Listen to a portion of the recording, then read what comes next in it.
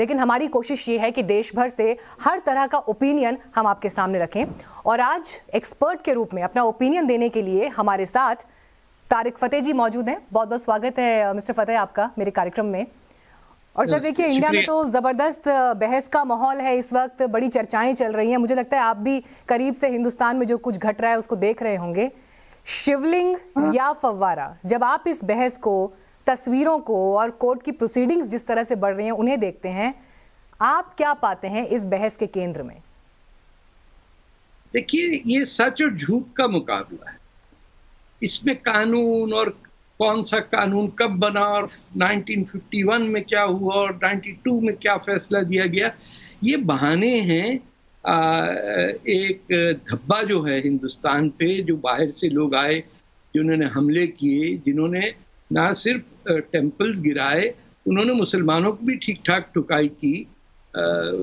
हिंदुस्तान जो है वो उस काले दौर को, जिसे मैं कहता हूं कि जिसकी मर्जी आती थी वो लूटने चला आ जाता था। तैमूर था या लोदी था, हमारी यूनिवर्सिटियां उजाड़ कर दी हैं, यानी कत्लेआम कराया, जजिया लगाया, क्या कुछ नहीं किया बाहर के लोगों ने।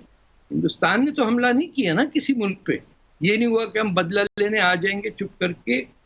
हिंदुस्तानियों की ये क्या कहते हैं, हिस्ट्री है, कल्चर है कि they are not people who invade, या वो सीना फैला के आ जाते हैं, अरे भैया देखो कैम्बोडिया में हमने मंदिर बना दिया। ये मिजाज ही नहीं है हिंदुस्तान का पिछले कोई 5-6 हज़ार साल से। They are contented, self satisfied. इन पे ज्यादती हुई है, इन पे हमला हुआ।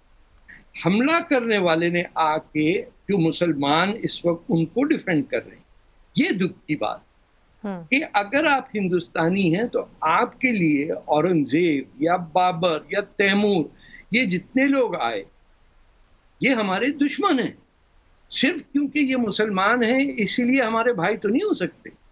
आप आके, आपके पैगंबर जो हैं मोहम्मद साहब, वो कहते हैं कि मेरी मस्जिद में, प्रॉफिट मोहम्मद की मस्जिद में इतवार की सुबह कुछ नहीं होता, तो यहाँ चर्च, जो ईसाई हैं वो अपना चर्च सर्विस कर लें। आप समझते हैं ये उनको फॉलो करने, ये हरकतें करके कि वहां एक मंदिर के ऊपर मस्जिद खड़ी कर दी। और कौन है जो सच अपने कुरान पे हाथ रख के ये कह दे कि ये हमने ज्यादती नहीं की, मंदिर तोड़ के मस्जिद बनाई? सबको पता है, हर एक आईने में देख के कहता है कि ठीक है। लेकिन दुख ये है कि लीडरशिप के हाथ में है कि कैसा, देखो हिंदुओं को वहां पहुंचा के रखा जहां वो क्या कर सकते हैं। हम तो गोश्त खाने वाले हैं और वो सब्जी खाने वाले हैं। It has come down to that and it is terrible for the Muslim community, वो जो हरकतें कर रहे हैं। सर लेकिन आप जो बात कर रहे हैं मिस्टर फतेह, और जो मैं समझ पा रही हूँ, आप कह रहे हैं कि लीडरशिप किस तरह का एक डिस्कोर्स जो है, किस तरह की बातें पब्लिक प्लेटफॉर्म पर कर रही है। असदुद्दीन ओवैसी ही कल हमारे साथ कार्यक्रम में मौजूद थे और वो लगातार ये कह रहे हैं कि बाबरी मस्जिद शहीद हुई, वो 19-20 साल के थे। उन्होंने अपना उदाहरण दिया कि मैं 19-20 साल का था जब बाबरी मस्जिद शहीद हुई, लेकिन अब हम बाबरी जैसा हाल ज्ञानवापी का नहीं होने देंगे। कयामत तक ज्ञानवापी मस्जिद रहेगी, वो ये कह रहे हैं। जब वो ये कहते हैं, उनको सुनने वालों पर क्या असर पड़ता है इस बात का? देखिए, उनको ये भी पता है कि वो जब कहते हैं कयामत तक, तो कयामत उस वक्त तक नहीं होगी। इनसे पूछिए कब होगी कयामत। उनके जहन में कयामत उस दिन आएगी जब तमाम हिंदू मर जाएंगे, तमाम हिंदू टेम्पल्स टूटेंगे, तब गज़वा हिंद मुकम्मल होगा और कयामत का रोज आएगा और सारे मुसलमान जो हैं अपनी अपनी हूरों के पास जाएंगे जन्नत में। ये इस कदर घटिया सोच है कि you are like sitting in a country, आपका मुल्क है, आप जो शख्स उस मुल्क पे हमला करके लूट के हजारों के हिसाब से बच्चियों को उठा के ले जाके दमास्कस में और बगदाद में बेच के आते हैं, वो आप उसको आप डिफेंड कर रहे हैं इनडायरेक्टली, ये कानून वो कानून लाके। अरे आंखों से देखें, सामने मंदिर है, मंदिर के ऊपर मस्जिद बनी हुई है, ये किस अंधे को नजर नहीं आता? और इसके दो ही तरीके हो सकते हैं। या तो हम अपने सीना फुला के देखें, देखा कैसे कर लिया, पाकिस्तान बना दिया, तोड़ दिया हिंदुस्तान, बाजू काट दिए, पार्टीशन कर दिया, और रह के भी आपका नाक में दम करेंगे। ये है एटीट्यूड। वो हैदराबाद दक्कन वालों से पूछिए जो पैसे घुमा के हैदराबाद का पाकिस्तान की गवर्नमेंट को भेज रहे थे। एक हैदराबाद फाइल्स भी बननी चाहिए फिल्म, ताकि सब एक्सपोज हों कि इनका असल लॉयल्टी किससे है, हिंदुस्तान से नहीं है, इनको है उम्मत से। और उम्मत में भी कौन आता है इनके, पाकिस्तान और ये जो दुनिया भर में लुटेरे आए थे हिंदुस्तान को नुकसान पहुंचाने, वो इनके हीरो हैं। मैं जिनको अपना दुश्मन समझता हूं या एक ट्रेटर समझता हूं कि मोहम्मद बिन कासिम आके राजा दाहिर को मार के चले गए, जिन्होंने पनाह दी मुसलमानों को सिंध में, वो मोहम्मद बिन कासिम की किताबें पुरानी दिल्ली और हैदराबाद में बिक रही हैं उर्दू में छपी हुई। राजा दाहिर के बारे में कुछ नहीं कह रहे, जिन्होंने प्रॉफिट मोहम्मद के शहर से लोग जो पनाह लेने आए उनको जगह दी।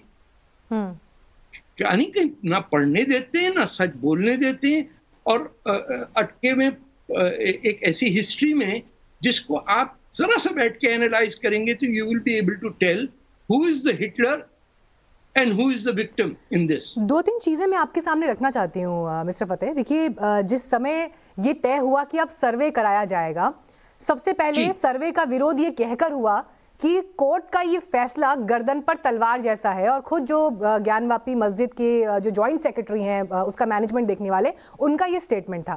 फिर जिस दिन सर्वे के लिए टीम पहले दिन पहुंची, उस दिन वहां पर विरोध के लिए जो है मुस्लिम समुदाय के लोग सैकड़ों की संख्या में पहुंच गए। अभी भी लगातार विरोध जारी है, लेकिन एक विरोध कोर्ट के भीतर हो रहा है और एक विरोध की सूरत हम सामाजिक जीवन में देख रहे हैं। ये परिस्थिति किस दिशा में जा रही है? एक एक्सपर्ट के रूप में इस पर आपका ओपिनियन क्या है? बहुत नुकसानदेह। आप सिर्फ अंदाजा लगाइए, इस वक्त हिंदुस्तान के मुसलमान ये कहते कि औरंगजेब ने गलत किया और हम हिंदुस्तानी हैं, हम चाहते हैं कि इस सिविलाइजेशन ये उतनी है हमारी जितनी किसी ब्राह्मण की हो या किसी पारसी की हो या सिख की हो। हम सब एक ही मुल्क के, एक ही धरती के लोग हैं, हम सब हिंदुस्तानी हैं। मैं तो कहूँगा हम ओरिजिनली सारे हिंदू हैं। उसी से तो फिर बाद में कोई कन्वर्ट होके मुसलमान हुआ, या कोई मे बी जैन और बुद्धिस्ट का रास्ता अलग हो, लेकिन इसी जमीन से, इस यहीं का मिर्च मसाला खा के, यहीं की बिरयानी खा के, यहीं की शादियां देख के, यहीं की जैसी दुल्हन हिंदू की होती है वैसी मुसलमान की होती है, जैसी शादियां कॉमन होती हैं, कहीं तो अपने आप को बहन भाई खानदान एक का जोड़ लो। अगर कोई भगवान में बिलीव करता है तो भाई थोड़ा तो तुम भी कर लो, कहा हो ना। वो तो सारी बॉलीवुड के अंदर मुसलमानों ने लैंग्वेज उर्दू और अल्लाह ताला और कव्वाली सब डाल दिए। भाई तुम भी तो हाथ आगे बढ़ाओ ना, तुम भी तो कहो अपने प्रॉफिट की तरह के संडे को खाली है तो आओ यहाँ चर्च की सर्विस करते हैं या कुछ। कभी कोई नेक नियति से एक उर्दू का वर्ड है इनकिसारी, ह्यूमिलिटी के साथ आप ये तो एक्सेप्ट करें कि भाई आप भागे अरबिस्तान से क्योंकि आपकी पिटाई हो रही थी, और आपने पनाह ली यमन से आके या इराक से आके या कहीं से भी, जैसे दाऊदी बोरा आए, इस्माइली आए, हर एक को हिंदुस्तान ने बाजू खोल के पनाह दी। शियों को कहीं पनाह नहीं मिलती थी सिवाय हिंदुस्तान के। ये ऐसी धरती है, यहाँ हर कोई सेटल हो गया। थोड़ी सी तो दिल बड़ा करें और ये बदतमीजी खत्म करें कि कौन कैसे करेगा और याद कर देंगे और सीने पे गोली खा लेंगे। हर छोटी बात पे, CAC की बात हो, कश्मीर की बात हो, हर जगह एक मरने के लिए आदमी तैयार बैठा हुआ। अरे कोई नहीं मार रहा भाई आपको, बस ठीक तरह आप गाड़ी वाड़ी सड़क पे चलाएं, जीते रहेंगे आप। लेकिन एक हेट्रेड घर के अंदर जब आप 4-5 साल के होते हैं तब से आपको, और मस्जिदों के अंदर जो हिंदू की बुराई होती है वो बैठ जाती है जाके। और हिंदुस्तान पाकिस्तान का जो मुसलमान है वो बेचारा गरीब वो शख्स है जिसका कोई जमीन धरती से ताल्लुक रखने का शौक नहीं है। आप ये बड़ी बात कह रहे हैं कि बचपन से ही जो जहर है वो बच्चों के दिमाग में घोला जा रहा है कि मुस्लिम कम्युनिटी के साथ अत्याचार हो रहा है। लेकिन इन सब के बीच क्या आप ये भी मानते हैं कि औरंगजेब की मुखालफत या औरंगजेब को लेकर जो हिस्ट्री है, औरंगजेब की मौजूदगी के हिंदुस्तान में मायने क्या रहे हैं? क्या ये सही तरीके से पढ़ाया नहीं गया, समझाया नहीं गया, बताया नहीं गया? अरे उसने मुसलमानों को मारा, उसने सैयदना जो बोरियों के थे उनको फोर्स फीड करके ही स्टफ्ड हिम टू डेथ। उसने सिखों के साथ क्या किया, उसने शिया मुसलमानों को काफिर कहलवा दिया। उसने अपने बड़े भाई दारा शिकोह की लाहौर में गर्दन काट के अपने बाप के सामने पेश कर दिया। एक शख्स जो under any law, Indian law, tradition, Anglo Saxon law, murder is the worst crime, और आपका पीर, आपका जो हीरो है वो मर्डर है।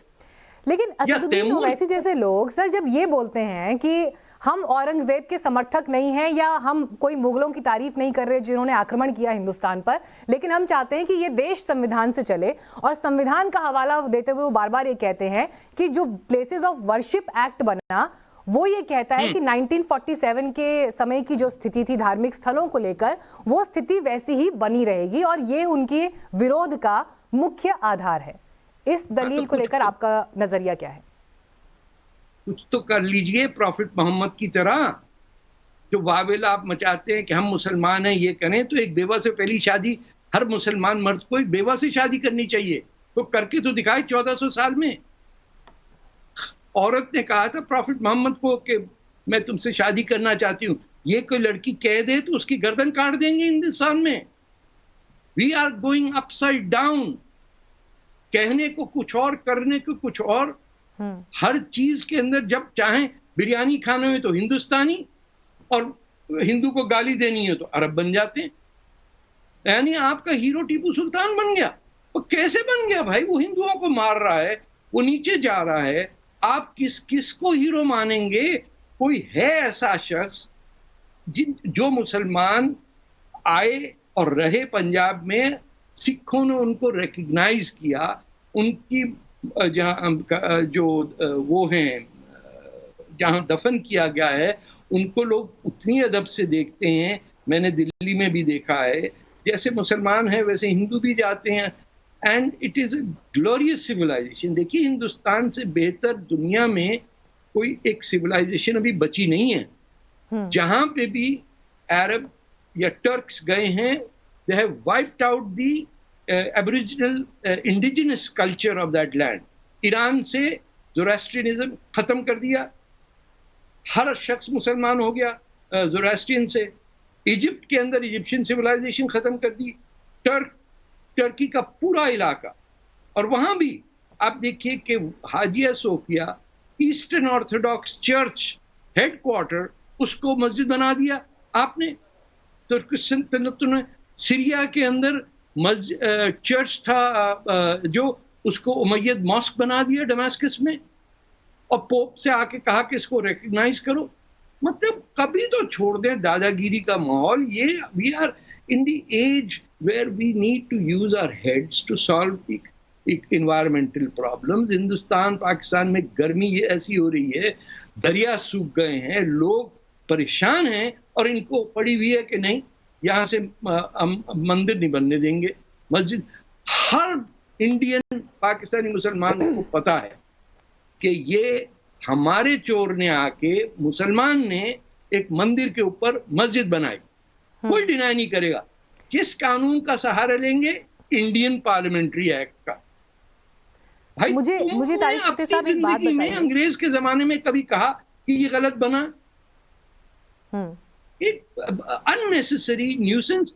और मुसलमान बेचारे जो ऑर्डिनरी जिंदगी गुजार रहे हैं, जो गांव में रहते हैं, खेती बाड़ी करते हैं या नौकरी करते हैं, उनकी जिंदगी हराम कर देते हैं। They refuse to let Hindus and Muslims come together and enjoy the food और द कल्चर और द म्यूजिक। हम सब एक ही चीज खाते हैं, वैसे ही कपड़े पहनते हैं, वैसे ही हमारा हंसी मजाक है, वैसे ही हम तंज एक दूसरे पे करते हैं। बाहर की दुनिया देखती रहती कि कौन लोग हैं। यानी वैसे तस्वीरें तो तारिक फतेह साहब आपने भी देखी होंगी, क्योंकि लगातार तस्वीरों पर बड़ी चर्चा हो रही है। शिवलिंग है या फव्वारा है? देखिए ये कोई बात है करने की? फव्वारा, अब आपको नहीं पता होगा फव्वारा क्या होता है, क्योंकि आप अरब की दुनिया में अपना सर मिट्टी में डाले हुए बैठे हुए, आज तक आपको पता नहीं कि दरिया क्या होता है, समंदर क्या होता है, और पानी क्या होता है, और नाला क्या होता है। कितनी बेहूदगी, कितनी अजीब बात है, कह रहे हैं फव्वारा है ये। अरे क्यों झूठ बोलते हैं? इस्लाम का one of the foundation principles is to tell the truth even if your life is on the line. अल्लाह ताला बैठ के सोचते होंगे कहां बना दिया, किधर ले आए, ये कैसे लोग हैं मेरे नाम पे झूठ बोलते हैं। ये देखिए मुसलमान का कैरेक्टर ये होना चाहिए कि if he recognizes that he has made a mistake या उनके एंसेस्टर्स ने किया तो उसको very quietly accept the truth and back out. झगड़ा करने की जरूरत नहीं है। जो मुस्लिम पक्ष का लगातार आर्ग्यूमेंट है वो मैं आपके सामने रख रही हूँ, वो बार बार ये कह रहे हैं कि क्योंकि 2024 में जनरल इलेक्शंस हैं तो उससे पहले ये एक माहौल बनाने की कोशिश है और बात सिर्फ ज्ञान वापी तक ही सीमित नहीं रहेगी, जैसे कि पहले अयोध्या तक सीमित नहीं रही थी। धीरे धीरे ये मांग अन्य कई मंदिरों और देश के कई हिस्सों तक जाएगी, जिस पर वो आपत्ति जाहिर कर रहे हैं कि आखिर ये सिलसिला रुकेगा कहां पर। अरे इन भाई बहनों को आप ये बता दीजिएगा कि वाहिद हिंदुस्तान ही है जहां मुसलमान वोट कर सकता है। खुश नसीब हो जो तुम्हें मिला है अल्लाह ताला की तरफ से, उसको थैंक यू तो करो। जाके ईरान में लड़ो ना इलेक्शन, पाकिस्तान में जाओ, इमरान खान जैसा इडियट बैठा हुआ है वहां पे। आप अरब मुल्कों में चले जाइए। अब आप मुझे दुनिया में सिर्फ 2 मुल्क हैं जहां मुसलमान वोट दे सकता है अपनी मर्जी से, एक है इंडिया और एक है इजराइल। दोनों से दुश्मनी हमारी। क्या हम कहते हैं यहूद और हनूद, बस इन दोनों को मार दिया जाए और फिर उसके बाद जन्नत ही जन्नत। 300 फुट की हूर मिलेगी हमें, कयामत आएगी और यहाँ दिल्ली से प्लेन फ्लाइटें जाएंगी। ये सारे बदसूरत मौलवी, मूठ जिनकी कटी हुई है, वो अजीब सी टोपी चाइना से लगा के वो $1 वाली ले घूम रहे, बदतमीजी करे। मैंने तो कल एक शो देखा इंडिया में मुस्लिम्स एंड एक्स मुस्लिम्स की डिबेट में। Oh my God, it was like a mob came to attack them. कई शख्स इसमें बदसूरत मौलवी आ गए स्टेज के ऊपर और हुल्लड़बाजी। अगर सर मैं आपसे टाइमिंग को लेकर सवाल ये पूछूं कि ये साल 2022 है और साल 2022 में जिन मुद्दों पर मुख्य तौर पर बात होनी चाहिए उनसे अलग अगर एक देश मंदिर और मस्जिद के विवाद पर, मान और सम्मान के विवाद में और इतिहास की गलतियों के आधार पर ही फंसा रह जाएगा तो वो आगे की बात कब करेगा? ये आपको व्यवहारिक लगता है कि मंदिर मस्जिद इन पर जो इस वक्त बहसें चल रही हैं, विवाद हो रहे हैं, ये हमें क्या ये प्रैक्टिकल है? क्योंकि ये तो आप भी कंफर्म कर रहे हैं कि मुगलों ने जो भी मंदिर तोड़े उनकी जगह मस्जिदों का निर्माण किया गया, तो क्या इसको वापस यहाँ से यू टर्न लेके चीजों को फिर ठीक करना ये प्रैक्टिकल है? जिस दिन मुसलमानों ने एक्सेप्ट किया कि इन लुटेरों ने हमें लूटा, उस दिन मामला खत्म हो जाएगा। इंडियन हिस्ट्री में तो किसी को इन्वेड करना, अटैक करना है ही नहीं। पूरे 10,000 साल में हिंदुस्तान की फौज कहीं नहीं गई है। घर बैठती, आराम से बैठती और मुसलमान कहता है देखो डरपोक लोग कुछ कर ही नहीं सकते।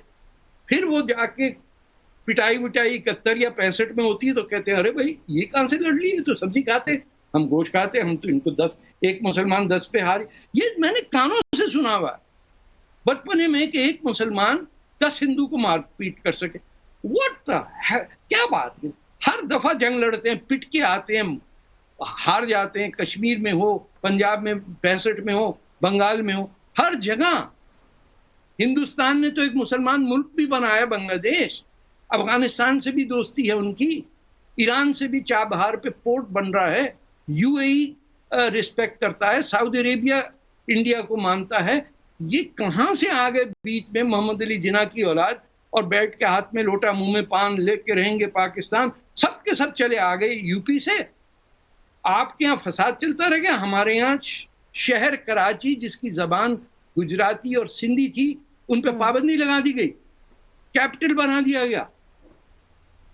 तो हमको सब पता है, हमारी जनरेशन के बाद ना पता हो that is a different thing. चलिए, thank you so much sir, बहुत शुक्रिया आपका हमारे साथ जुड़ने के लिए और बड़े खुलकर बेबाकी से अपनी राय इस पूरे मुद्दे पर रखने के लिए। Thank you so much. रहिए।